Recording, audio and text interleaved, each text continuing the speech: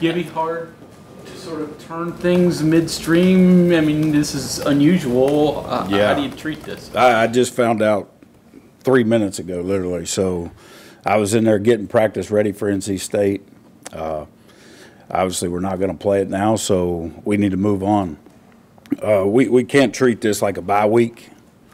We got to, we're 2 games in. We have a lot of corrections to still make, a lot of things to get done, so we just have to keep preparing. And, today's practice will be a little different than what we expected, so probably go good on good. I don't know. We haven't even talked about it yet.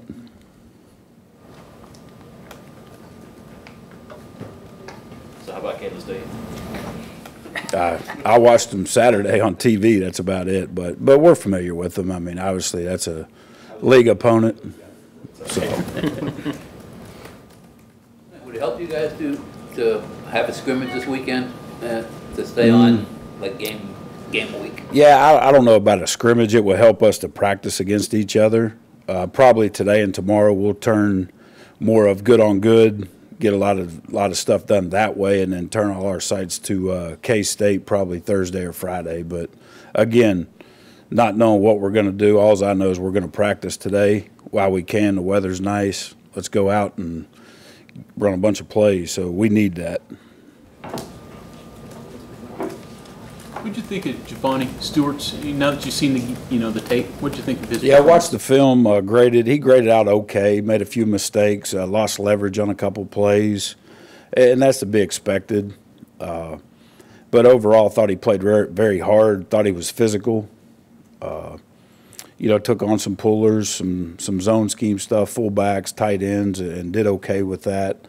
I think that his game, you'll see, it will get better and better as we get into Big 12 play, just because of the style of offense that we'll be facing. So that's really what we're looking for, getting him game ready for now our next game. So 20 tackles for loss through 2 games. What have been the keys to getting into the backfield? I think it was 21, isn't it?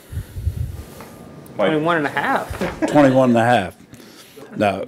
He has a bonus for every half. Yeah, there it is.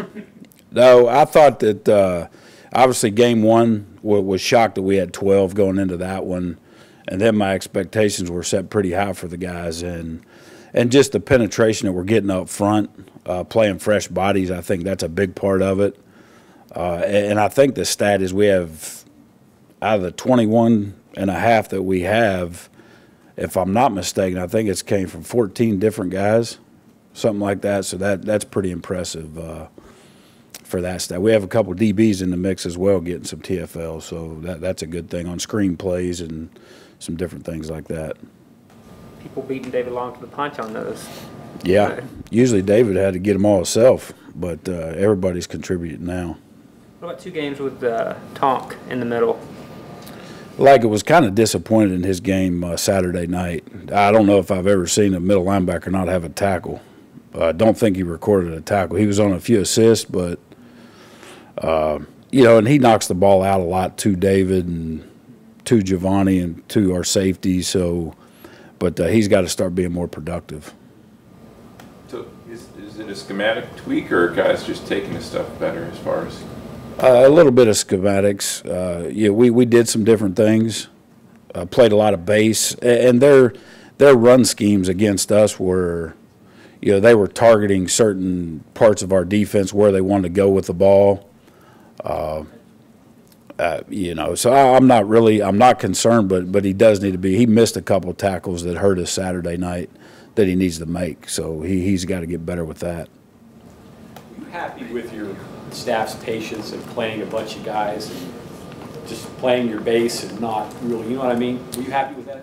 Yeah, I was. And once we got into the game and I knew offensively we had control of the game with what they were doing defensively, we were going to eat some clock up and run. I mean, I think we defended 7 snaps in the first quarter. So it kind of got boring over there. And then once we got the lead, and I knew that we could just be patient and do what we do and call our base stuff to get Giovanni a lot of reps, and plus our other guys as well. Tennessee, I was doing a lot of different things, And so it was really good to get that many snaps of our base defense on film to be able to watch it with our guys. And because there are times in games when you want to calm everybody down and go back to something that we know. And so it was good to see that. How were you with downfield coverage? I know the kid they had far was a pretty good player. How did you feel about your guys playing the ball in the air and defending downfield? I thought early on we were good. Norwood made a really good play early. We got beat on a couple double moves that there's no excuse for that, especially the way the score. I think at one point it was 42-14. I told them, guys, just don't let anything behind you. And we ended up getting beat on a 43-yard double move. So that was embarrassing, number one. But number two, bad technique all the way around. And then the other thing, too, our other down safeties, our spur and our bandit and our linebackers have to quit biting so hard on play action and get their eyes right. Because a lot of the times it looks like we have, there's 4 guys in a route and we have 3 guys defending, so that's not good for us. And so we got to get that fixed. We're going to tweak some things. Had a lot of good stuff going in for this week because this is really the first true quarterback we were going to see throwing the ball. So we'll get to work that in practice, and nobody better to work it on than Will to see how we hold up against our offense. So it's good timing, actually, for us to be able to get some new coverage and do some different stuff. Tony, looking at a couple of your backups that played in the secondary and your JUCO defensive backs, how much of the second half was just seeing what they could do versus any deficiency from a couple of the guys that played a lot more, like Hakeem? Yeah, we just wanted to go out, and Keith Washington is a perfect example. I think he ended up getting about 25, 28 snaps, and he was our defensive player of the game for the fact that he played physical. He fit the tight end run game really well over there, the nub side. They were trying to run the ball at him, and he came up and made a few big hits. So it was good to see. And he was good in coverage. He didn't get to play a lot of man, but was good in his own stuff. So, he's a kid that obviously he earned more playing time off of his results in the second half on Saturday, and he's going to play a lot more. How do you think Tariq has done through 2 games moving back to corner? Good and bad. I thought he was active early. Had a nice pass breakup. Should have had an interception, but ended up having, I think, 3 PBUs for the game. Played physical, tackled pretty well. Tackled a wideout without the ball one time pretty well. Got a PI for that. So, but he's just got to get his confidence up and keep going. So, but he's going to play a lot for us. Now that you have depth up front defensively, are you still figuring out how you want to rotate people? Do you think you have a good beat on it, or is it still a work in progress? Yeah, what we do right now, we always have a fresh group ready on the sideline, and we get 3-4 plays into the drive, we're going to try to roll them. If they sub, we're going to roll our guys in and try to keep fresh bodies in. There's going to be a time, though, that our guys are going to have to be our guys, and they're going to have to play through some stuff. If we get in a tight game, we've had the luxury of getting big leads to be able to rotate guys, and we've been rotating 8 guys.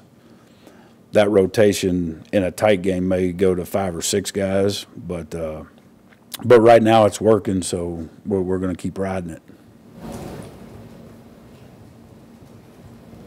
Does just the preparation for a passing quarterback, like you would have seen, good enough, or was the game experience something that you guys are going to sorely miss, knowing that you're going to face quarterbacks like that down the road? Well, a little bit of both. I mean, you only get 12 opportunities to do this, and you work all year long as a staff, and the kids work, and so it's a shame. It sucks, but we can't control it. I mean, there's a lot bigger issues right now out there going on in North Carolina, South Carolina, Florida, that's bigger than football, so we can't control that. I just hope everybody's safe, and my daughter actually just moved to Raleigh, so she's there. So my concern now is getting her out of there as quick as I can.